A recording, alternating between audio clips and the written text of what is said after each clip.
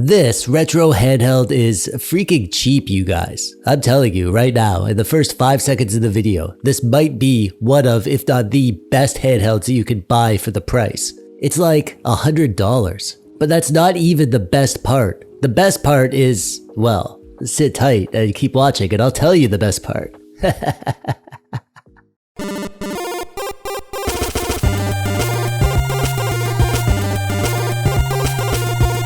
Hello, hi there, I'm TechDweeb, welcome. Thanks for clicking on the video. I'm gonna do a magic trick. I'm gonna use my magic wizard powers to make a 100% accurate prediction. Are you ready? Yes, you watching this video, you already have a cheapish retro gaming handheld of some description because you love playing the good old games that remind you of being a kid. And now you're thinking about getting a larger handheld because you want that big screen gaming experience, but you've been on the fence because they're more expensive and you don't want to waste your money and there's so many options out there and you just don't know which ones are good and you feel lost and confused. But hang on, before you go down to the comments and tell me how right I am and how amazed you are that I'm actually a magical wizard, I'm gonna do one more trick. Poof! This right here is the handheld you've been waiting for. It's the PowKiddy X55. If you're not familiar with the X55, that's totally understandable. It's not a very remarkable product. It has a boring name and it doesn't look all that interesting.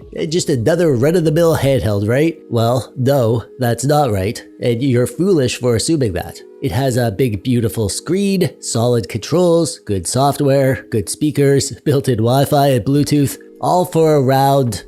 Wait, that can't be right. $100? Really? Are you sure about that? Wow, that's a freaking awesome price for this thing. Yep.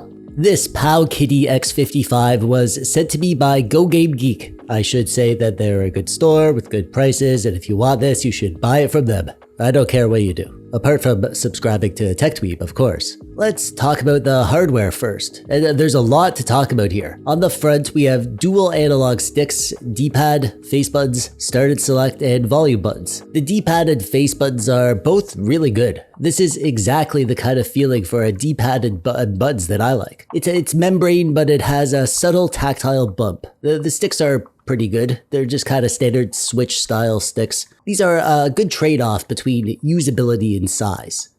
The start and select and volume up and down buttons and the bumpers and triggers are really, really clicky. To the point where you'd be embarrassed to play this thing in public, like on the bus or something. You definitely draw attention to yourself with the sound that these buttons make.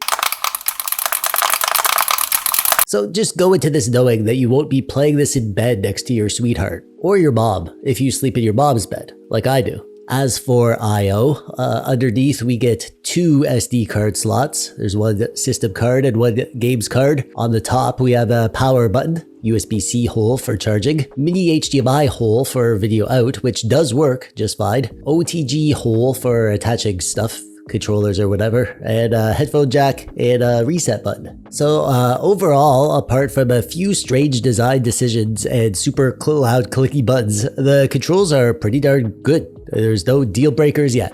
On to the specs. Let's be real here. You don't care about the specs.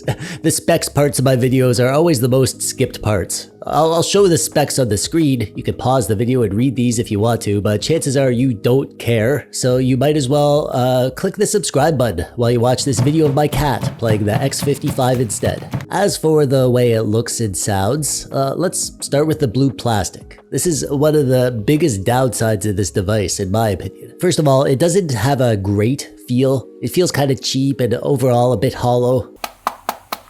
It's fine, but it's just not a high quality feeling. And second, I hate blue. It's not terrible. I bet lots of people would like this color. And at least it's not like neon green or something dumb. It's just not for me. The actual shape of the device is pretty darn comfortable, actually. It's a bit on the thicker side and it has some love handles to squeeze. I was pleasantly surprised to find that I enjoyed playing on it for longer sessions, specifically because of the ergonomics. They really nailed the comfort factor. One of the biggest talking points about the PowKiddy X55 is that screen. Like, confusingly awesome at this price. It's kinda nuts that we get a screen of this quality on a $100 handheld. This is a 5.5 inch 720p IPS screen, and it looks really freaking good. As always, the video doesn't do it justice. It looks way better in real life. I have much more expensive devices that don't have a screen this good. The screen alone is a solid reason to pick this device up. On the underside of the thing, we have downward facing stereo speakers, which is way better than putting them on the back, so that's nice. And they sound good.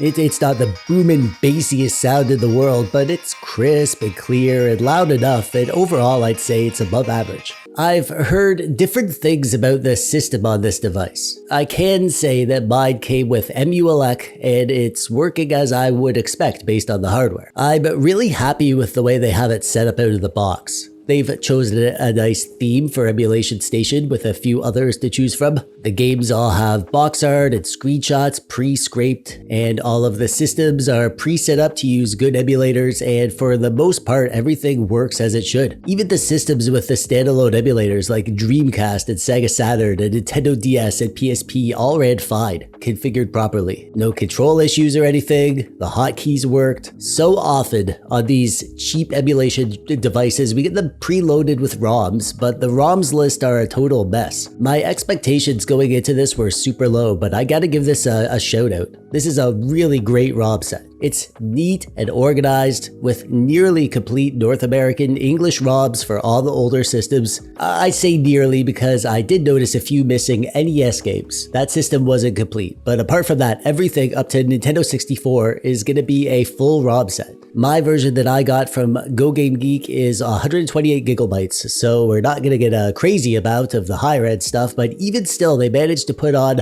187 Nintendo 64 games, 248 Nintendo DS games, 75 PS1 games, 17 Dreamcast games, and 36 PSP games. I was not expecting to be as impressed with the games list as I was here. Now, TechDweebs like me have no problem adding our own games and making the games lists perfect, but I've come to learn that lots of people don't bother doing anything to the games lists that come on their device, apart from maybe adding a few of their favorite games that were missing. And even for me, I've come to appreciate getting a device that already has a good games list, so I don't feel like I need to immediately spend an hour or two doing file management. Overall, as a package, from the system to the configuration to the game library, the PowKiddy X55 freaking nailed it. Well played, PowKiddy.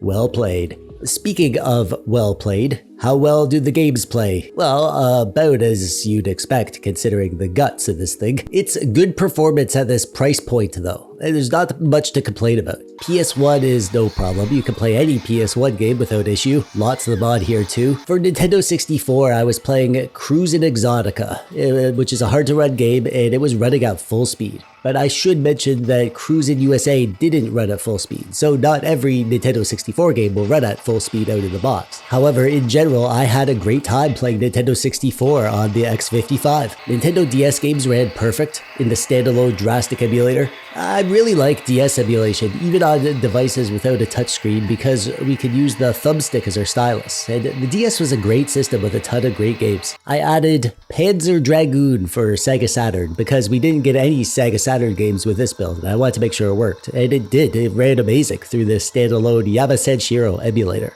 And Dead or Alive 2 on Dreamcast worked great as well, with the standalone Flycast emulator, but there is a frame skip of 1 pre-applied, which is required for the more demanding games, which is fine. And PSP is really good too. You're not gonna get flawless PSP performance. The God of War games aren't gonna run great, even at 1x resolution, but the majority of games will, even at 2x resolution. My baseline game for PSP testing is GTA Vice City Stories. It's kind of a middle ground game. If I can play this, then I know I'll be able to play a ton of great PSP games, and it ran totally fine. And it looked great because the PSP was a 16:9 system, so these games fill that big beautiful screen.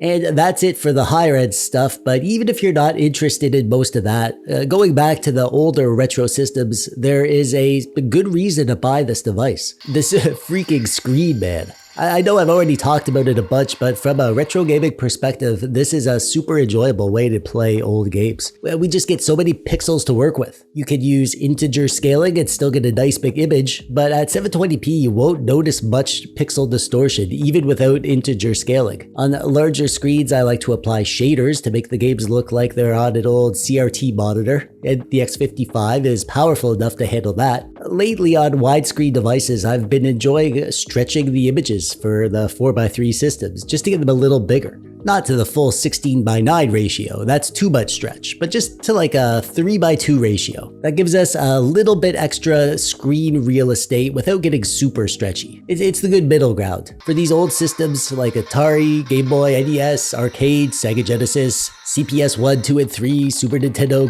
TurboGrafx 16, these look freaking amazing on this screen. They're big and bright and beautiful, and the front end makes it quick and easy to get into your games and just enjoy the games themselves rather than messing around with configuring them. I was impressed at how little RetroArch stuff that I needed to mess with. This emulate build is really well done to integrate the front-end options with the background settings so that you don't need to mess around with RetroArch configs. You can just do pretty much anything you want through the front end. And the big star of the show, my favorite system to play on here, is Game Boy Advance. Game Boy Advance is a 3:2 ratio system, which is wider, so these games can nearly fill the screen. And at this screen size, I'm a fan of using LCD shaders, which I don't like on smaller screens, but here it's big enough that it's actually got a really cool look to it. I can see myself playing a lot of Game Boy Advance on this thing.